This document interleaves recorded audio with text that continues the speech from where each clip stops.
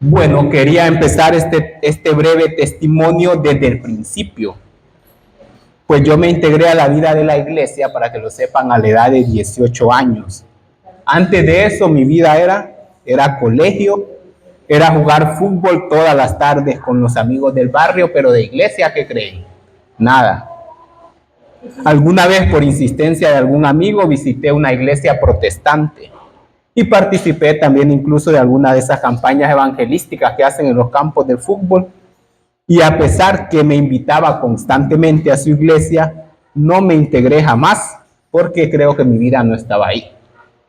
Pasó el tiempo y finalmente, ya a la edad de los 18 años, empecé a sentir que mi vida no tenía sabor. Es algo de lo que casi nunca he hablado, que no tenía una razón del por qué hacer las cosas. Sentía que tenía necesidad de algo y yo sabía que ese algo era Dios.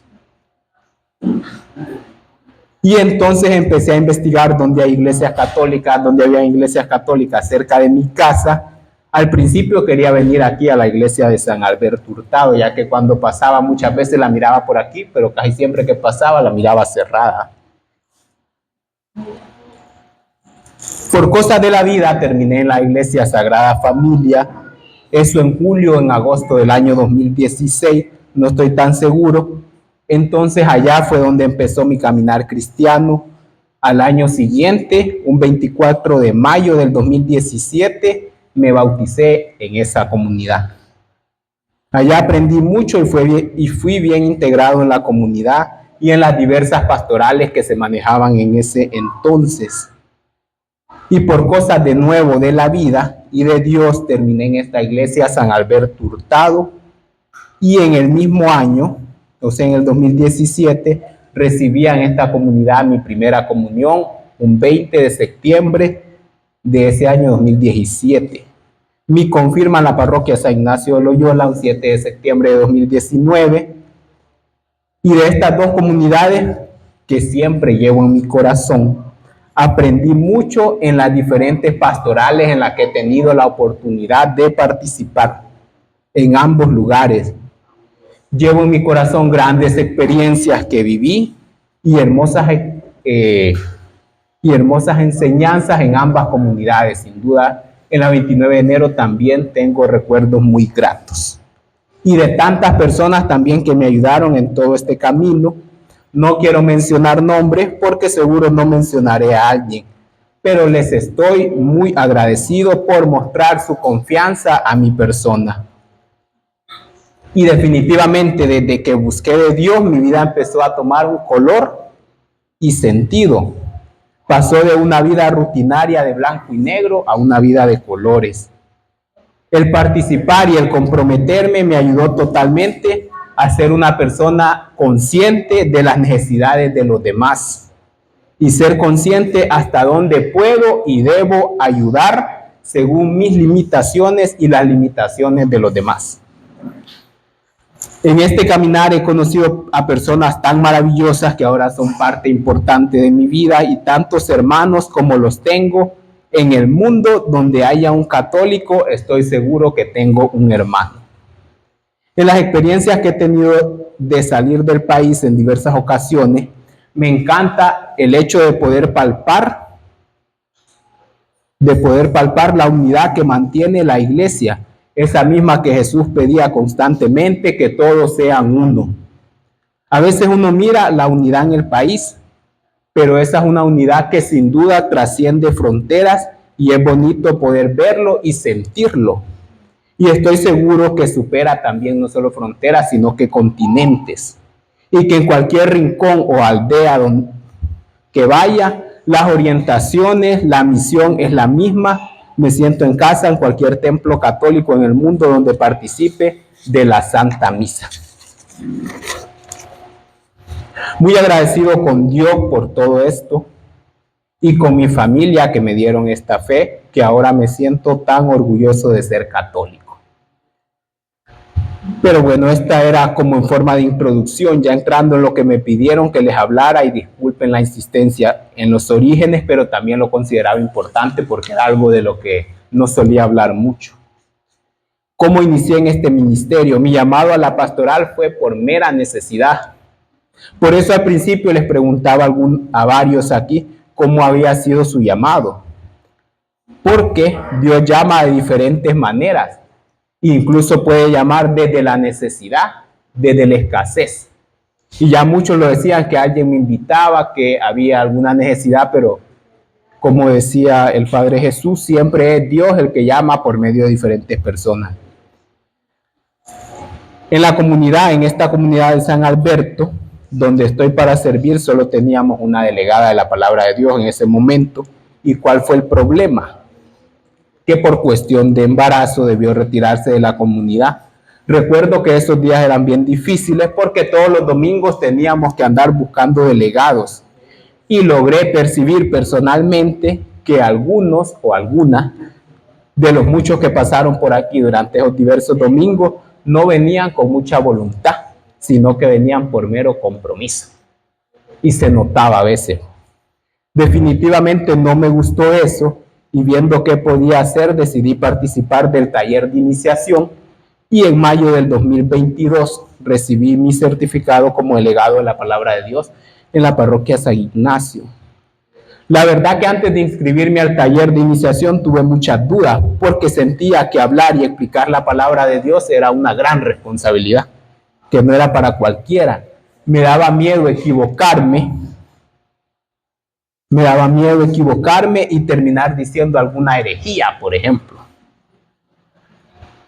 No saber explicar la palabra de Dios, el poder quedarme mudo, que los nervios me impidieran hablar a la gente, y bueno, tantas cosas que pasaron por mi mente, pero algo tenía bien claro y no podía esperar a ser perfecto y saberlo todo para servir a Dios.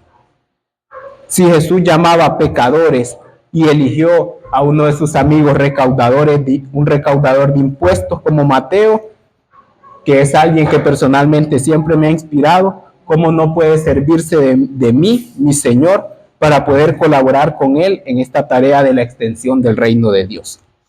El mismo que fundó su iglesia sobre un pecador, que lo negó, que le falló la fe por momentos y que se hundía, pero Dios lo mantenía a salvo.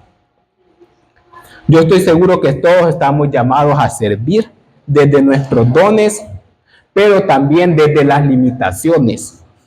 Porque a pesar de las dudas, al principio para recibir la formación, algo siempre mantuve y eso nunca lo perdí, que era la voluntad de querer colaborar. De querer colaborar a extender el reino de Dios desde el ministerio laical. Y creo que nunca había aprendido tanto de Dios como ahora siendo delegado, con las formaciones que se reciben cada vez que se prepara una celebración y me pongo a investigar sobre las lecturas y sobre los contextos. Definitivamente se aprende muchísimo en esta pastoral. Y como dato curioso, mi primera celebración de la palabra de Dios, ¿dónde creen que fue?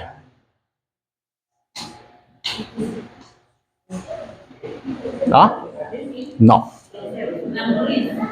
Mi primera celebración de la palabra de Dios como delegado fue en la iglesia San Isaac de la Juan Ramón.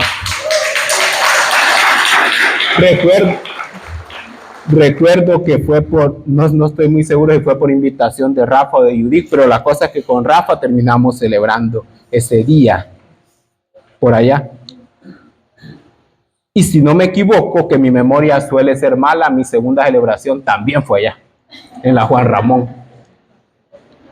Pero bueno, he tenido aparte de este gran aprendizaje muchas experiencias en la pastoral y quiero aprovechar esta oportunidad para invitar a jóvenes a ser parte de este ministerio. Yo sé que con su dinamismo y su energía pueden aportar muchas cosas interesantes a las comunidades y a nuestra iglesia. Y decir también a los líderes de cada comunidad que hoy están aquí presentes que animen a los jóvenes y que sobre todo les den la confianza.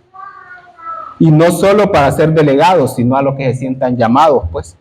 Dios los necesita en algo, líderes de comunidades. No les hagan creer a los jóvenes tampoco que tienen que ser perfectos o intachables para poder servir a Dios. Vamos a servir desde nuestra fragilidad humana y el Señor nos va a ayudar moldeándonos como Él quiere. Esta pastoral necesita crecer, algo que coincidía ahí, crecer en ideas para una nueva y una mejor evangelización. Y algo que me preocupa y quiero hacer mención es mi temor porque los delegados se conviertan en románticos de la palabra de Dios.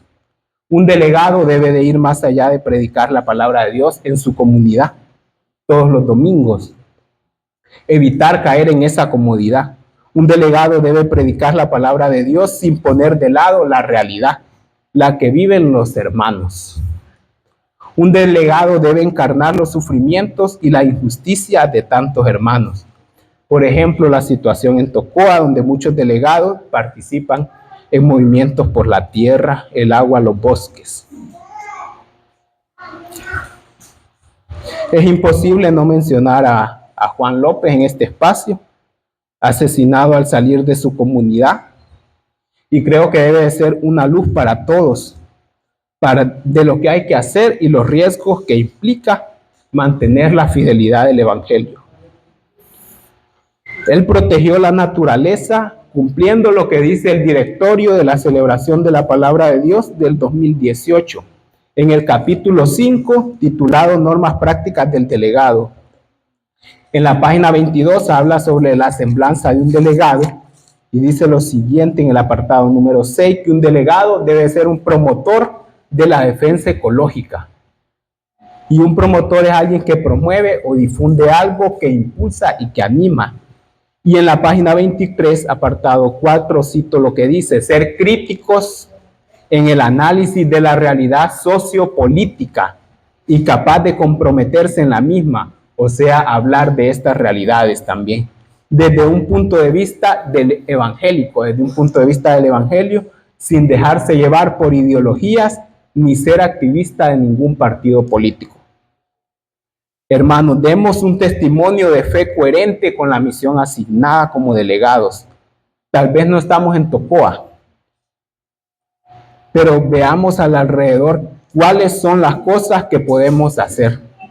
Y hablemos a la gente de lo que pasa, por ejemplo, en el Valle del Aguán, que la gente sepa, tal vez no lo de progreso, pero sí lo que está sucediendo en el país. Y esto como una sencilla señal de solidaridad. Así que por su tiempo, por su atención, muchas gracias.